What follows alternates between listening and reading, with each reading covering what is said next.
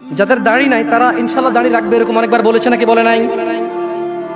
পরে রাখবে, আর একটু বয়সের পরে। ছি ছি ছি ছি ছি ছি ছি ছি ছি। এমন হাজার মা বাবা পাওয়া যায়, ছেলেটা দাড়ি রেখেছে, এসএসসিতে পড়ে, বললো যে এখন রাখিস না, কলেজে উঠলে রাখিস। ওই মা, তোমাকে বলি, তুমি তোমার ছেলেকে আদর করো না? ছি ছি, মিথ্যু মা। আরে তোমার মতো মারা মাইশাকে হত্যা করে ফেলেছে পরকিয়া করতে গিয়ে। তোমার চাইতে মাইশার মা অনেক ভালো ছিল, মেয়েকে হত্যা করেছে, অন্তত ইসলামে তো বাধা দেয়নি। আমি বলছি না খুন ভালো, আমি বলছি না খুন ভালো, আমি বলছি না খুন ভালো, আমি বলছি তোমার চাইতে ভালো সে তার মেয়েকে হত্যা করে নিজে অপরাধী হয়েছে, মেয়েকে তো অপরাধী করেনি, করেছে। তুমি তোমার ছেলেকে দাঁড়িয়ে রাখতে না করো। ঠিক আছে, তোমার ছেলে কলেজে যাবে না, এখানে মহিলারা ওয়াজ শোনে, এই কাগজ কি কেউ পৌঁছাতে পারবে? মহিলা লিখে দেবে তার ছেলে কতদিন বাঁচবে, লিখে দিবে তার ছেলে কলেজ পর্যন্ত বাঁচবে, তারপর দাঁড়িয়ে রাখবে, সে লিখে দেবে। কেন? ওর মা তো বললো কলেজে উঠলে রাখবে। তা কিভাবে বললো ওর মা? আপনি বলছেন যে কলেজ পর্যন্ত বাঁচবে কিনা লিখে দিতে পারবে না, তাহলে ওর মা কিভাবে বলে কলেজে উঠলে রাখবে? এই ছেলেটা কিভাবে বলে আর একটু বয়স হলে রাখবে? ও তো জানে কতদিন বাঁচবে, ঠিক এই জন্য নির্ধারণ করছে যে আমি তো 200 বছর বাঁচবো, ওকে 150 বছর পরে রেখে দেবো। এরকম না হলে সে কিভাবে বলে সে পরে রাখবে? ইয়া শিবাব, تعال إلى المسجد، تعال إلى الله جل وعلا। তাকে যখন বলা হয় মসজিদে এসে, সে বলে পরে। লিখে দে কবে কতদিন বাঁচবি রে তুই, লেখ। এই ছেলে লেখ। হাসতেছেন, হাসতেছেন। ইন্না লিল্লাহি। সে বলে পরে। তার এই কথাটা মিনিং করে সে জানে সে কতদিন বাঁচবে, তাই সে পরে এক সময় করে এসে দিবে। ইন্না লিল্লাহি ওয়া ইন্না ইলাইহি রাজিউন। কত বড় মারাত্মক কথা! হায়াতের মালিক কে? গায়েবের মালিক কে? সে কিভাবে বলে সে পরে আসবে? সে মাগরিব পড়বে না, ঈশা পড়বে না, ফজর পড়বে না, সে মাগরিবে বলে কালকে ফজর থেকে পড়বো, সে রাতের গ্যারান্টি দিচ্ছে সে বাঁচবে। লিখে দে তুই রাত বাঁচবি।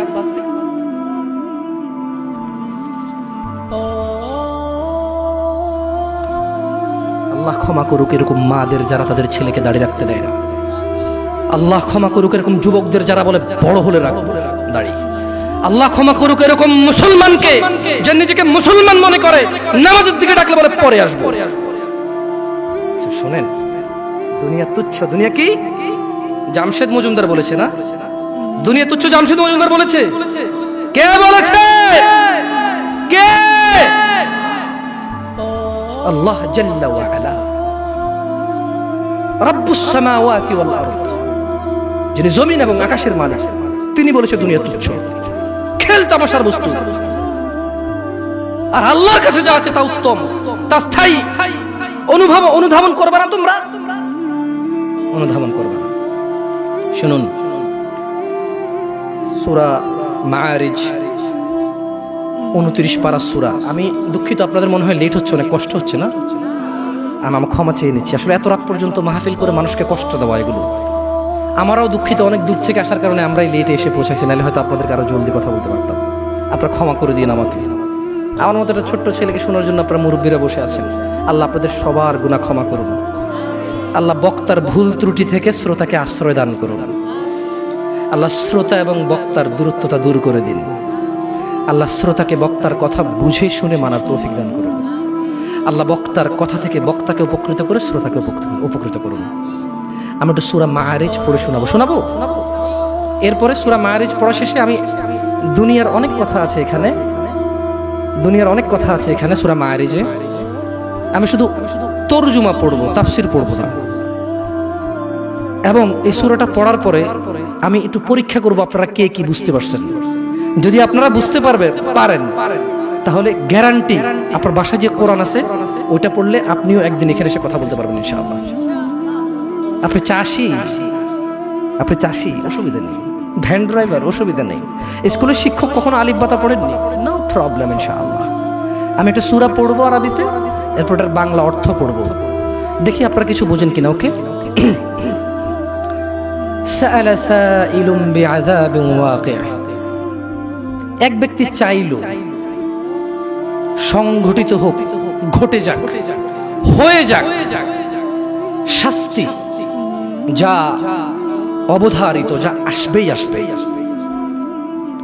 লিল কাফিরিন লাইসা লাহু দাফি', কাফিরদের জন্য, কাফিরদের জন্য, কাফিরদের জন্য এটাকে ঠেকানোর, এটাকে আটকানোর কেউ নেই।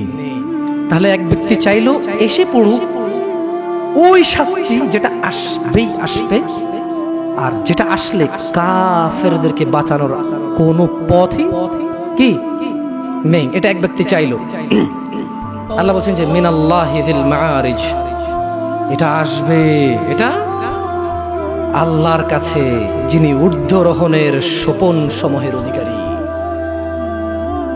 এটা আসবে আল্লাহর কাছ থেকে যিনি আকাশের উপর থাকে, যিনি মর্যাদাবান, যিনি বড়, যিনি মহৎ, ওনার কাছ থেকে এটা আসবেই আসবে।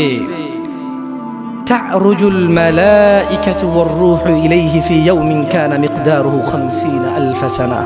খেয়াল করবেন, ফেরেশতা এবং মানুষের আত্মা বা রূহ মরে গেলে যেটা বের হয়ে যায়, যেটা বের হয়ে গেলে আপনাকে মানুষ লাশ বলবে, মৃত বলবে, কোন কাজেরই না আপনি, সবার পায়ের নিচে আপনি। কোথায় আপনি? মরে গেলে কবর দেওয়ার পরে কি দিয়ে মাটি চটে? অপমান করে, তার মানে পা দিয়ে ছোটা অপমান না, এটা আল্লাহর দেওয়া বিধান, এটাই সম্মান, এটাই তখন কি, তখন এটাই সম্মান। কারণ আপনি তো মরে গেছেন, আপনি তো মরে গেছেন, আপনি তো নিজের কবরে নিজে যেতে পারবেন না, আপনার জন্য লোক লাগবে, এটাই আল্লাহর পক্ষ থেকে আপনার জন্য সম্মান। আপনি বলছেন অমুক তাবিজ দেয়, তুমুক পানি পড়া দেয়, তুমুকের দরবারে এই পাওয়া যায় সেই পাওয়া যায়। আরে অমুক তুমুক যখন মারা গিয়েছিল নিজের কবরে নিজে যেতে পারেনি, আপনাকে কি দিবে? ইন্না লিল্লাহি ওয়া ইন্না ইলাইহি রাজিউন। আল্লাহর সাথে এত বড় অন্যায়, এত বড় গাদ্দারি করবেন না, এত বড় অন্যায় কথা কখনো বলবেন না। কেউ কিচ্ছু দিতে পারে না, কেউ দিতে পারে বাস আল্লাহ। এই দেশের এমপির কাছে যেতে পিএস লাগে, আল্লাহর কাছে যেতে কোনো কিচ্ছু লাগে না, শুধু সৎ আমাল লাগে। কি লাগে? সৎ কর্ম লাগে, কোনো মানুষ লাগে না। আল্লাহ কাউকে ঠেকা দিয়ে রাখেনি, আল্লাহ কারো কাছে ঠিকাদারে দিয়ে রাখেনি যে তুমি মাধ্যম ছাড়া আমার কাছে কেউ আসতে পারবে না। আল্লাহ মানুষের এইখান চাইতে কাছে, আল্লাহ মানুষের কি এই এই এই গলার যে পশমটা, এটা চাইতে আল্লাহ কাছে মানুষের। বুঝে আসছে না আসলে? আচ্ছা যাই হোক, তো আল্লাহ বলছেন যে ফেরেশতা এবং রূহ আল্লাহর দিকে উপর দিকে ওঠে এমন একদিনে যার পরিমাণ ৫০,০০০ বছর। একদিনের পরিমাণ কত বছর? যারা বলে যে আরে একটু গুনাহ করে আলো, হালকা একটু জইলা তো জান্নাতে যাবই মুসলমান, একদিন যদি ৫০,০০০ বছর হয়, আধা দিন জ্বললে কয় হাজার বছর? দেখি তোর কত বড় ক্ষমতা, গ্যাস লাইট জ্বালা ৩ মিনিট জল, দেখি কি লাগে তোর। মিয়া ইসলামের সিনেমা মনে করছো না? সিনেমা মনে করছো? ইসলাম সিনেমা না। ইন্না কাউলুল্লাহি হক, আল্লাহর কথা সত্য না মিথ্যা? আল্লাহর কথা সত্য না মিথ্যা? আল্লাহ বলেছে একদিনের সমান কত বছর পৃথিবীর? কয় বছর? জি না, এগুলোর ভুল পৃথিবীর কসমিন কালে কেউ ধরতে পারবে না। আপনি আস্থা রাখেন আমার কথার প্রতি, কারণ এগুলো কোনো তাফসির না, এগুলো ডাইরেক্ট আই মানি আমি, ইউ মানি তুমি, ইট মানি খাও, গো মানি যাও, কাম মানি আসো, এইরকম তরজুমা। এটা কি অনুবাদ, এটা কি ব্যাখ্যা না, এটার ভুল বের করতে পারবে না কেউ ইনশাআল্লাহ। তাহলে এবার আল্লাহ তাআলা নবী সাল্লাল্লাহু আলাইহি সাল্লামকে বলতেছে, কি বলতেছে? ফাসবির, কাজেই ধৈর্য ধারণ করেন। কেমন ধৈর্য? সবরান জামিলা, পরম ধৈর্য ধরেন।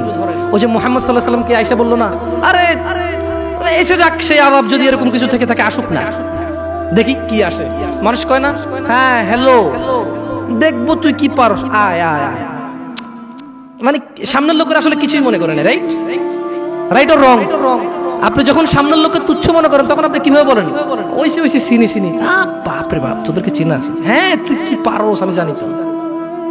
আপনি কি ওরা ভয় পাইছেন নাকি উপহাস করছেন? হ্যাঁ ভয় পাইছেন? সেই জন্য আল্লাহ সুবহানাহু ওয়া তাআলা মুহাম্মদ সাল্লাল্লাহু আলাইহি ওয়াসাল্লামকে বলছে যে ফাসবির, ও মুহাম্মদ ধৈর্য ধারণ করেন, সবরান জামিলা, পরম ধৈর্য ধারণ করেন। ইন্নাহুম ইয়ারাউনাহু বাঈদা, তারা ওই দিনকে অনেক দূরে মনে করে, ওয়া নারাহু করিবা, আমি আল্লাহ ওই দিনকে অনেক নিকটে দেখতে পাচ্ছি। ইয়াউমা তাকুনুস সামাউ কালমুল, সেদিন আকাশ হবে গলিত ধাতুর মতো। ও অপেক্ষা করছে না, ও মুহাম্মদ সাল্লাল্লাহু আলাইহি ওয়াসাল্লাম, ও অপেক্ষা করে কখন আসবে কিয়ামতের দিন, কখন আসবে আযাবের দিন, কখন আসবে হিসাবের দিন, কখন আসবে বিচারের দিন। ও অপেক্ষা করে না মুহাম্মদ সাল্লাল্লাহু আলাইহি ওয়াসাল্লাম। ইন্নাহু ইয়ারাউনাহু বাঈদা, ও মুহাম্মদ সে মনে করে যে কিয়ামত অনেক দূরে। ওয়া নারাহু করিবা, আমি আল্লাহ দেখতে পাই এটা অনেক কাছে, অনেক কাছে। তো ওটা আসলে কি হবে? আল্লাহ বলেন ইয়াউমা তাকুনুস সামাউ কালমুল, সেদিন আকাশ হবে গলিত ধাতুর মতো। নুল জিবালু কালইহনি ওয়ালা ইয়াসআলু হামিমুন হামিমা, وتكون الجبال كالعهن ولا يسأل حميم حميما ولا يسأل